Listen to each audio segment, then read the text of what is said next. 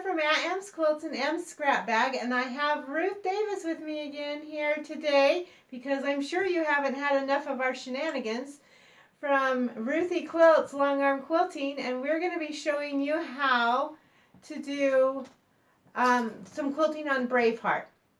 So remember to like and subscribe if you like my videos. Thanks so much. Let's get started. So on this one, I think we're gonna, for me, keep it simple this time. I know, shocking.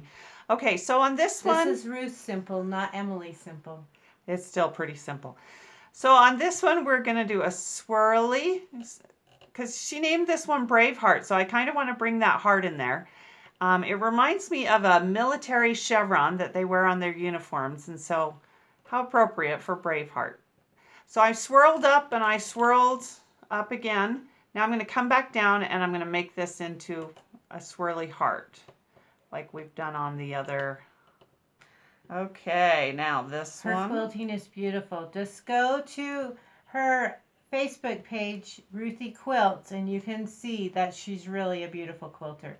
This is now a separate piece. Now I'm going to actually come out and I'm going to quilt out about 1/2 inch, 1/4 inch, whatever. And I would use my ruler for this because I want it to be, oops. As you see, I missed that one corner, but I'm going to come back when I get to the end and fill in that one corner that I missed. Oops. I would be using my ruler here because I can't do a straight line going all these different weird ways to save my life. And I would just call mine organic lines and be good with it. The block. So now I've got to figure out what to do with this thin sashing and this little bullet square thing majigger. Corner post. Thank you. I can't remember words sometimes. Okay, I'm going to do an orange peel here and I'm going to stop right there and I'm going to come halfway out and I'm just going to do a wavy line because this is thin. If this were a thicker line, I would do some sort of swirly twirly or something in there. Now I'm going to come up and do again a swervy. So that's what I would do for this section. For this part up here, it's a little bit wider border. So I didn't even think about this, but let's just go ahead and do a swirly. And a swirly. Ooh, that's really pretty. And a swirly. Now I'm going to come up here and to bring in the whole straight line, I'm just going to do straight line along my swirly. It brings in both your curvy patterns and your straight line patterns. So that's how I would handle that one. How about you, Emily? Okay, I like to make things easy. I have this little hack. I'm trying to remember who I learned it from. I don't remember. Anyway, I use contact paper if there's one motif that I want to do over and over again and have consistency. And a cookie cutter because that's a good shape and I can't draw. I have me a star here. And I'm just going to stick this star on here on my quilt because it's sticky because it's contact. And then I'm just going to do, I'm going to trace around the star.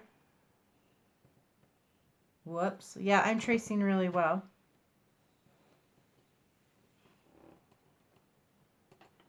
With my machine. And when I'm done with that, I can pull this off. And I'm here and I'm just going to do a travel loop-de-loo. And I'm going to trace my star again.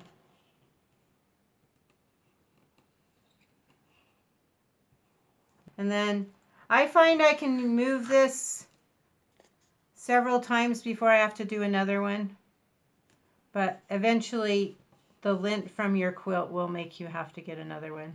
So that's an easy way to do a pattern. Another easy way that you can do it, I'm just going to go loop, the loop, the loop, the loop, the loop, the loop, and do that again here. Going. And then in here, because stippling is my good filler, that's what I'm going to do. I can do my loop to loop to loop with the next one. Not real fancy, but it will get the job done. And because I give my quilts to people who are not quilters, they think I'm amazing. So that's what you have there. I never did this part.